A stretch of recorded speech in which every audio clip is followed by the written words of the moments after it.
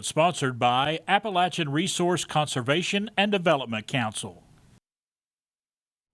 Well, our farm tour this morning takes us to the Jonesboro area, Rain Crow Farm. They have been growing all kinds of fruits and vegetables. They are very popular at the farmers market. This is actually the second time we have visited with the couple behind this operation. As we found out, a lot has changed since our last visit a few years ago. We first met Dylan and Rachel back in August of 2022. They were farming here, using nearly every inch of their yard in their urban Johnson City neighborhood. We were impressed with how much they were able to produce in such limited space. Fast forward to today, well, a lot has changed. A new house, new land, and a new addition. Their new farm is outside of Jonesboro. As fate would have it, one of their customers was looking to downsize. Yeah, so they'd been in our CSA, which stands for Community Supported Agriculture. So they'd been getting vegetables from us every week for probably 3 or more years at that point. And they knew we'd been looking for land, and so they just approached us one week at their veggie pickup and said, "We're thinking about downsizing, but we really only want to sell to you." And I think if it weren't for that, we probably wouldn't have made it in this market as farmers trying to buy land. It's really tricky. And so, yeah, it was such a blessing. And, you know, then they still are part of the CSA, and we get to see them every week, and they get to come and, you know, visit the land that they loved for over 20 years and see it grow and flourish in a different way. And so I think, yeah, for both of us, for all of us, it's been such a gift to kind of share this transition and this land. They are still growing all of their favorites like squash and tomatoes, eggplant and onions. Only now they have room to grow even more. Yeah, before we had very permanent beds using a lot of finished compost, and now we have so much more space to kind of manage the land and use cover crops and still do a lot of no-till, but just more rotations and things like that, and not have to fit things so tightly and flip beds so consistently. So, but we've been starting small still, so we haven't maximized all the space here, but it's nice to not feel kind of hemmed in as much and be able to grow a bigger variety of things too. Also, as we mentioned, they started a family. Sylvie is 3.5 years old. Of course, she already has her own garden, complete with watermelons and flowers. We first got out here when she was 9 months old, and that was a really tricky time to be scaling up a farm, and so we kind of grew slow, and now that she's 3 and more independent and now starting preschool, we've really been able to expand the farm and add more CSA spots for folks to join the vegetable CSA and just produce more for the community, which feels really good. Their CSA runs for 25 weeks, giving customers weekly boxes of fresh produce. Right now, it's things like cucumbers and tomatoes. Soon, it will be more like cabbage and broccoli. You can also find their homegrown goodies at the Jonesboro Farmers Market Saturday mornings. They are grateful for this way of life and the people and organizations that have helped them along the way. So Dylan and I had worked on a lot of other farms before starting our farm, so we had a really good understanding of how to grow food and what to do on the land. But something that we'd never done before was run the business side of the farm. And so the first year that we were here after we'd started our farm, I did the winter field school program that Appalachian RC&D Council runs. And that was really helpful to understand the business side of farming, what records to keep, how to keep them, what kind of funding is out there for farmers. So the Tennessee Department of Agriculture has wonderful funding programs for Tennessee farmers. The USDA has wonderful funding programs through farmers through the Natural Resource Conservation Service. And those were all things that we didn't really know about because we'd always been on the production side of farming and we'd never been kind of behind the scenes on the business side.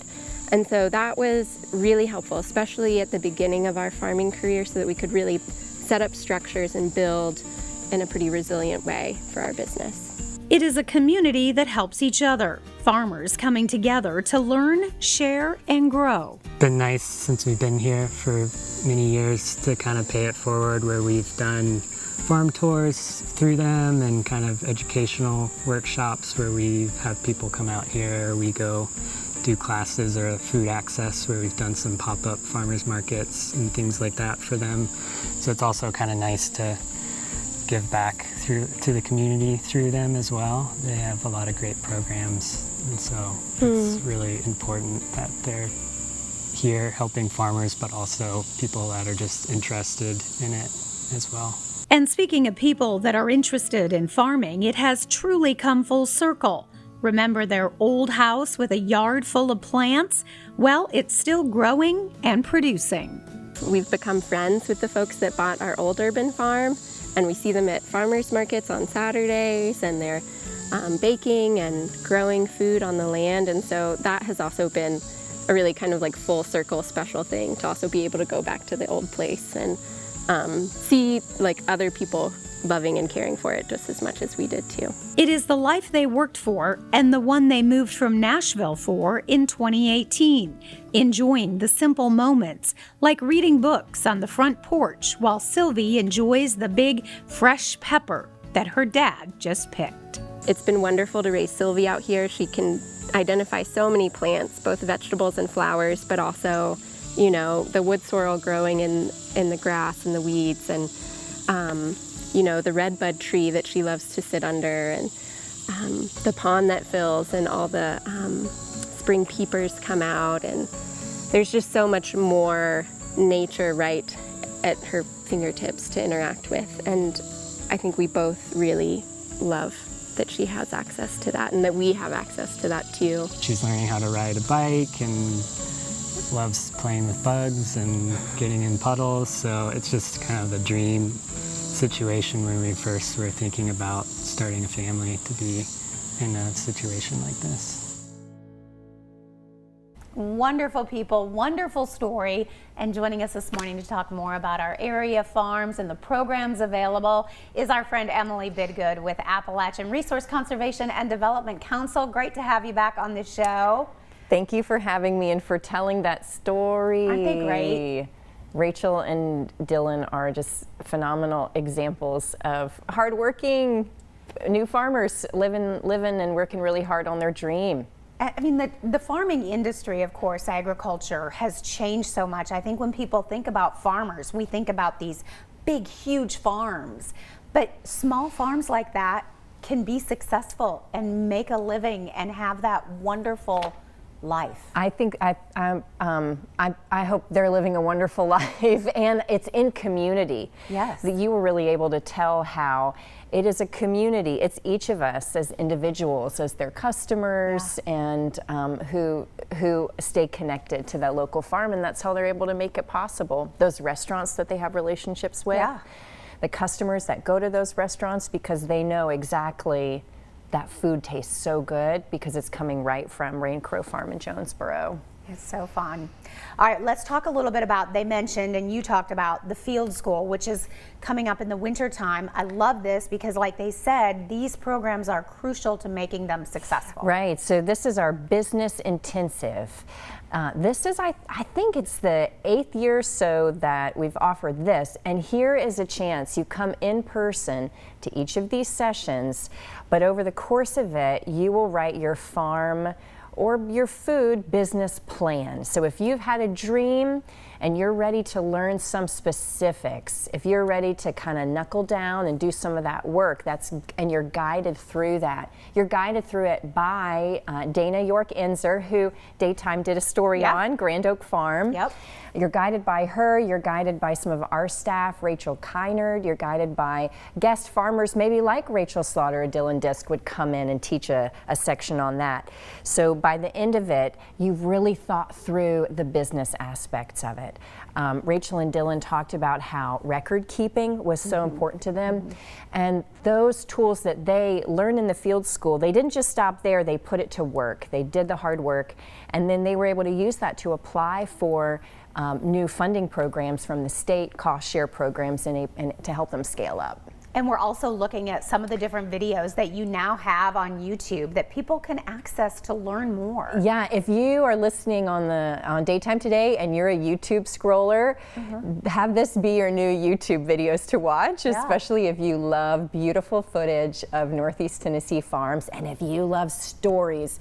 Our production team with Chroma Creative, Graham Yelton, and Rachel Slaughter was on the big production team for this. We've just launched these about 25 videos and interviewing about 25 farmers that you see here. All different aspects of the business. There's short videos, there's long videos about marketing specifics. If you didn't think record keeping could be interesting in a video, you should check out. Whoa, that's good. Lindsay and Rachel and others and Tim talk about record keeping with the footage of their farms in the background. So these videos are also part of our winter business intensive now. All right. So a lot of new tools because at the end of the day, Amy, we just want farmers to keep farming and keep growing food for us, and we all have a role to play in that. Absolutely. And real quick, you do have a disaster training coming up. Farms also can have, there's real practical tools on how to be ready for the next extreme weather event. Okay. We would love to have you come out. UT Extension has a lot of tools. You're going to talk through how your specific farm can plan ahead. We have some emergency kits. And this is coming up in September. We'd love to have you out, or reach out if you want more information. All right, Emily, thank you. Wonderful programs. So it's amazing the resource that you guys have. We want to give everybody the website. If you are farming or want to farm and you are not familiar, go to their website, learn more, arcd.org. They're here for the farmers. All right, we'll be right back. Daytime Tri-Cities was sponsored by Appalachian Resource Conservation and Development Council.